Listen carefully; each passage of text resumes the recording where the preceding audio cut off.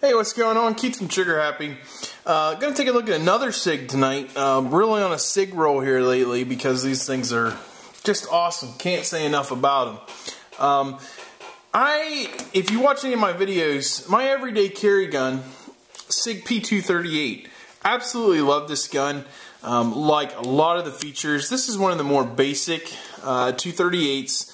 No real frills to it, but I wanted a little more firepower, a little more kick. So I went to the next logical conclusion, which is Sig 938. And I went from the bare bones 238, most basic one that they sell, to the top of the line 938, which is the SAS version.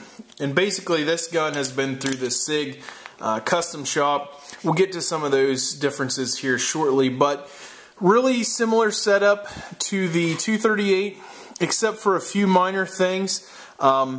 Basically this gun, two-tone version, 9mm obviously, single stack magazine, 6 rounds. Some of these do come with I believe a 7-round magazine with a little extension on them. This particular version does not.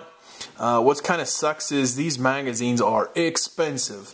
And the Pro Mag stuff that I've tried with my 238, kind of hit or miss.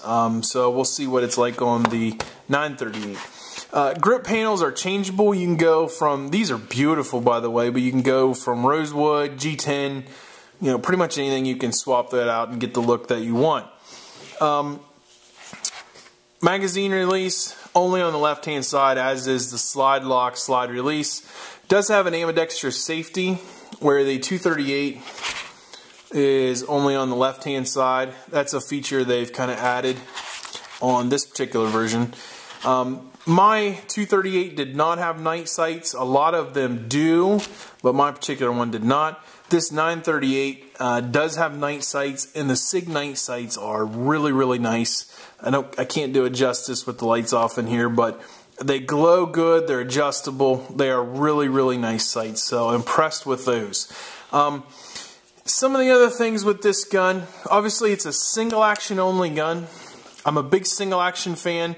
The trigger pull is really nice. Little harder pull than my 238, but it's very nice gun and a very nice trigger. No complaints there at all. Breaks really crisp. There's not a lot of slop to it. I think you'll really dig it. Some of the other things on this custom shop gun, you can see a lot of the corners and your hard edges have been rounded off.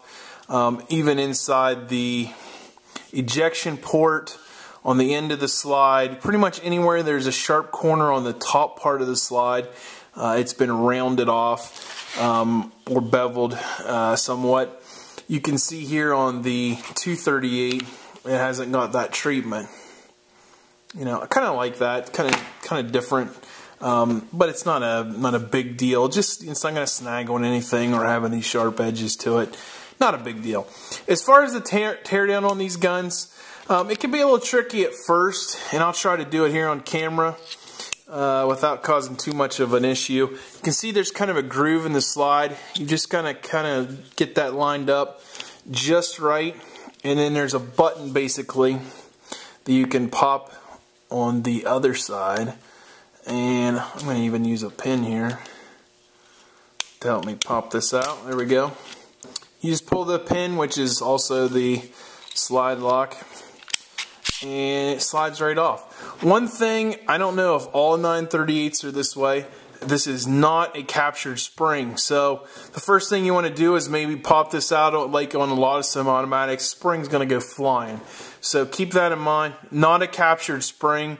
You've got such a short barrel. It is a powerful, powerful spring in there, and so just be aware of that when you tear down. Things going to come flying. When you put it back together, I don't know the technical term for this thing right here, but you got to make sure you get that down. Slide this back on. Make sure your barrel is facing, not falling back into the slide here, and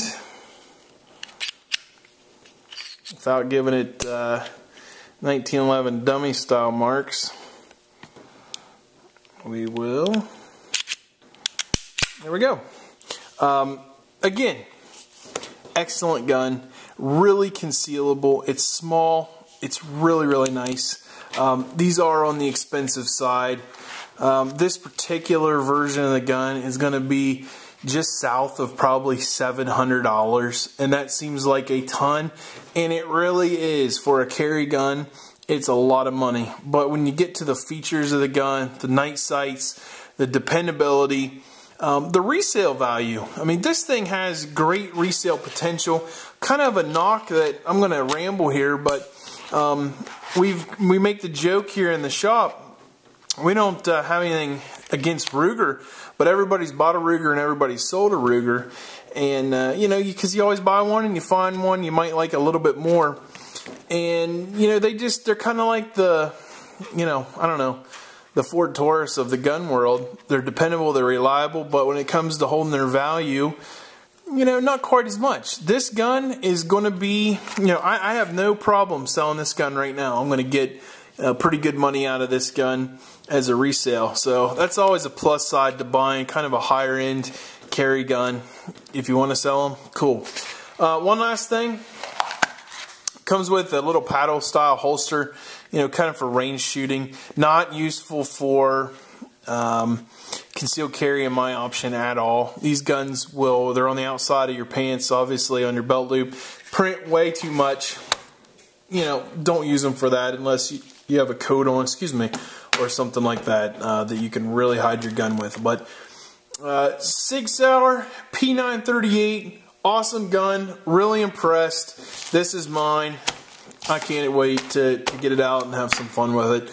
We'll see you next time. It's Keith from Trigger Happy. Thanks.